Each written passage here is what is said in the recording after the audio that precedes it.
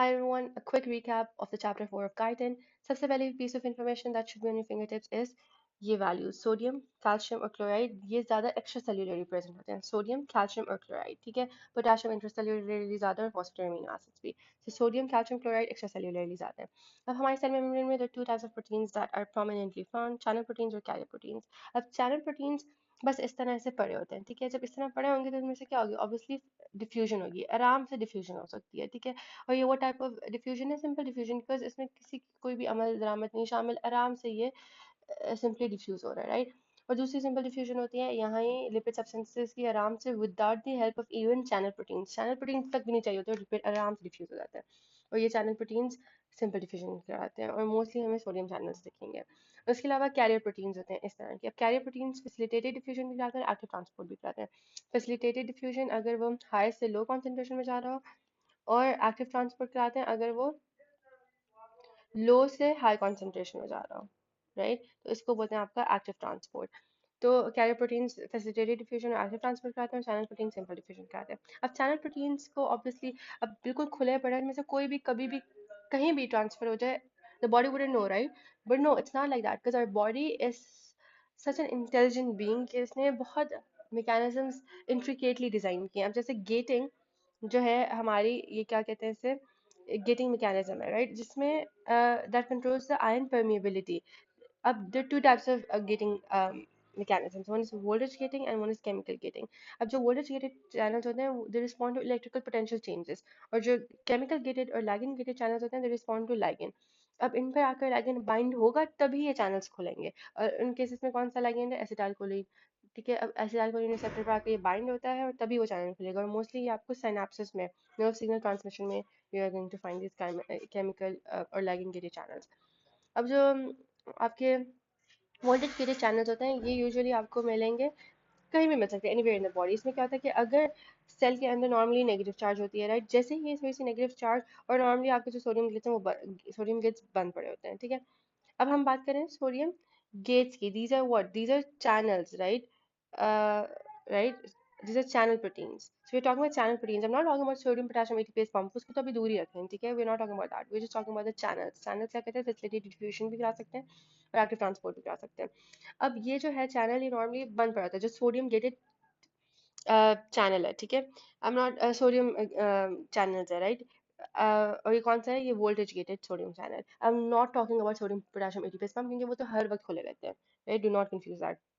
अभी जो आपका सोडियम वोल्टेज गेटेड चैनल है ये नॉर्मली क्लोज पड़ा होगा बट जैसे ही जो अंदर वाली नेगेटिविटी है वो लूज होने लग जाएगी एकदम से सोडियम चैनल्स खुलेगा and sodium is going to pass inward normally हम sodium potassium ATPase three sodium out two potassium in कर होता है ना ये क्या करेगा जैसे ही नेगेटिविटी लूज होगी it's going to pass sodium inward तो आपका एक्शन पोटेंशियल जनरेट हो जाएगा जैसे ही आपके सेल्स ने डिटेक्ट किया कि ये के अंदर की चार्ज तो पॉजिटिव हो गया तब आपके पोटेशियम वोल्टेज गेटेड चैनल्स अब हम पोटेशियम वोल्टेज गेटेड चैनल्स की बात करें not talking about sodium potassium ATPase pump even yet अब पोटेशियम आपके चैनल्स खुलेंगे और पोटेशियम का इफ्लक्स होगा और वापस से एक्शन पोटेंशियल टर्मिनेट हो जाएगा राइट तो ये हमारे हो गए चैनल्स वोल्टेज और केमिकल गेटेड अब कैरियर प्रोटीन्स फैसिलिटेटेड डिफ्यूजन भी करा सकते हैं एक्टिव ट्रांसपोर्ट भी करा सकते हैं अगर वो फैसिलिटेटेड डिफ्यूजन कराएंगे तो दिल बी कैरियर मीडिएटेड डिफ्यूजन अब हमारी जो सिंपल डिफ्यूजन है उसका रेट इंक्रीज होता रहता है in proportion to the concentration of the diffusing substance अब अगर उस सब्सटेंस की आपने कॉन्सेंट्रेशन बढ़ाई तो साथ ही आपका रेट ऑफ डिफ्यूजन भी इंक्रीज होता रहेगा अगर ये ग्राफ है तो रेट ऑफ डिफ्यूजन भी इंक्रीज होता रहेगा लेकिन in case of facilitated diffusion at certain point ये जाकर लेवल ऑफ हो जाएगा and what is this point this is the point of V max के पॉइंट पर बेशक आप अपनी जो डिफ्यूजिंग सब्सटेंस है उसकी कॉन्सेंट्रेशन बढ़ाते रहो लेकिन उसका जो रेट ऑफ डिफ्यूजन है it's going to level off and why is it so because of the why is this so because of the mechanism इसका मैकेनिज्म क्या है कि इधर आकर ट्रांसपोर्ट मॉलिक्यूल इधर बाइंडिंग पॉइंट पर लगेगा और यहाँ से conformational changes आएंगे and the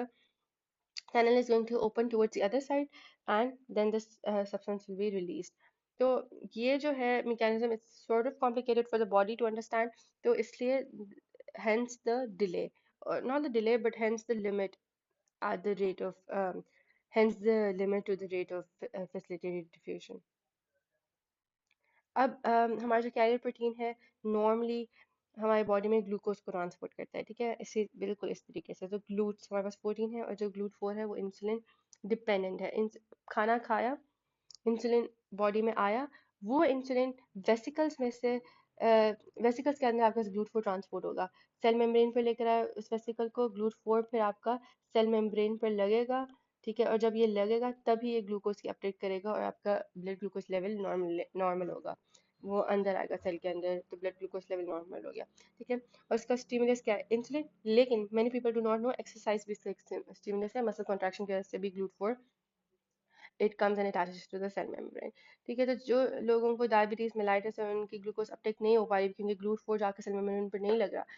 उनकी हाई ब्लड ग्लूकोज रह रही है, तो दे शुड डू एक्सरसाइज, क्योंकि एक्सरसाइज से भी ग्लूट फोर जाकर सेल मेम्ब्रेन पर लगेगा एंड ग्लूकोज का अपटेक हो जाएगा, ठीक है। तो जब भी कैरियर प्रोटीन की बात करें तो आपके दिमाग में ग्लूट्स आने चाहिए, जब भी हम चैनल प्रोटीन्स की बात करें तो वोल्टेज और लैगिंग गेटेड, और फिर आपको जब वोल्टेज गेटेड की बात होगी तो आपको ये याद आ जाएगा सोडियम वोल्टेज गेटेड चैनल और पोटेशियम वोल्टेज गेटेड चैनल। और जब केमिकल लैगिंग की बात करेंगे तो फिर आपको याद आना चाहिए एसिटाइलकोलिन रिसेप्टर जो कि साइनेप्स में होता है। जब भी कैरियर प्रोटीन की बात करेंगे तो आपको याद आना चाहिए फैसिलिटेटेड डिफ्यूजन कराता है और एक्टिव ट्रांसपोर्ट कराता है। फैसिलिटेटेड डिफ्यूजन में ग्लूकोज ग्लूट्स याद आना चाहिए, और ग्लूट फोर का मैंने आपको बता दिया स्पेशली, टोटल कितने हैं? ग्लूट 14।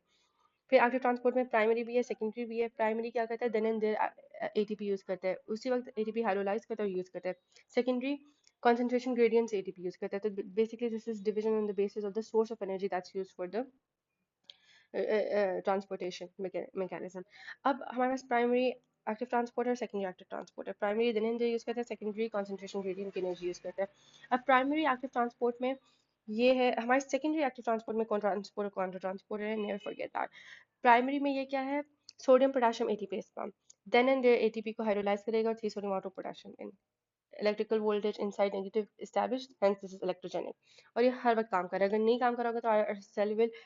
swell and burst। क्यों swell and burst करेगा? क्योंकि अंदर हमारा डीएनए पड़ा है, अमीनो एसिड्स पड़े हैं, सारे नेगेटिव है, तो बाहर से सिर्फ सोडियम ही नहीं अंदर आएगा, बाहर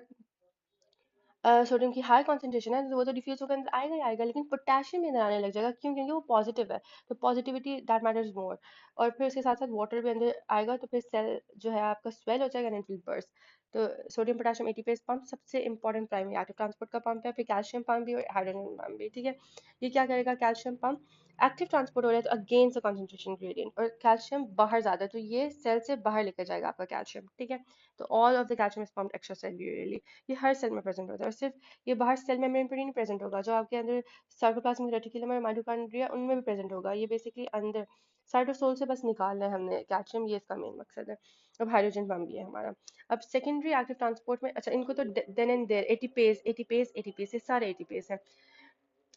सेकेंडरी एक्टिव ट्रांसपोर्ट में को ट्रांसपोर्ट होगा जो कि यूनिपोर्ट है, सॉरी इसमें ये यूनिपोर्ट तो नहीं है, ये सिमपोर्ट है, दिस इज सिमपोर्ट, ठीक है। अब इसमें देन एंड देयर, अच्छा को ट्रांसपोर्ट में ये होता है कि ये ग्रेडियंट ऑलरेडी एस्टैब्लिश्ड है, सोडियम ग्लूकोज। को ट्रांसपोर्ट में क्या होता है कि ऑलरेडी सोडियम पोटेशियम एटीपेस ने एस्टैब्लिश किया हुआ ग्रेडियंट, क्या कि ये सोडियम को बाहर फेंक रहा होता है, तो सोडियम बाहर ज्यादा है, राइट, सोडियम की कॉन्सेंट्रेशन आउटसाइड ज्यादा है, राइट। तो अब ये इसका क्या रोल है? इसका ये रोल है सोडियम ग्लूकोज को ट्रांसपोर्ट का, कि ये सोडियम बाहर से अंदर लेकर आएगा, कि डिफ्यूजन होगी, फैसिलिटेटेड डिफ्यूजन होगी सोडियम की, साथ ही ग्लूकोज भी को ट्रांसपोर्टेड हो जाएगा अंदर, इट विल बी को ट्रांसपोर्टेड इंट्रासेल्युलरली। तो सोडियम ग्लूकोज और सोडियम अमीनो एसिड ये किडनीज और इंटेस्टिनल सेल्स में होता है, सिंपल। अब काउंटर ट्रांसपोर्ट में क्या होता है? ऑलरेडी सोडियम पोटेशियम एटीपीएस ने एक ग्रेडियंट एस्टैब्लिश किया जिसमें सोडियम बाहर है, अब सोडियम आराम से डिफ्यूज होकर अंदर आ गया, और कैल्शियम डिफ्यूज होकर बाहर जाएगा, डिफ्यूज नहीं होगा सॉरी, इसकी एक्टिव ट्रांसपोर्ट होगी, फैसिलिटेटेड डिफ्यूजन हो रही है आपके सोडियम की, और कैल्शियम की एक्टिव ट्रांसपोर्ट होगी और वो बाहर जाएगा, ठीक है, एक्टिव ट्रांसपोर्ट हुई वो बाहर चला गया। और इसी तरह सोडियम, ये सोडियम कैल्शियम एक्सचेंजर हो गया, एक्सचेंजर मतलब होता है काउंटर ट्रांसपोर्ट, और इसी तरह आपका सोडियम हाइड्रोजन एक्सचेंजर या काउंटर ट्रांसपोर्ट होता है। सोडियम का ऑलरेडी ग्रेडियंट एस्टैब्लिश था, सोडियम बाहर ज्यादा है, उसकी वजह से डिफ्यूजन होगी अंदर आएगा, सोडियम और एक्टिव ट्रांसपोर्ट होगी और कैल्शियम हाइड्रोजन अंदर बाहर जाएगा।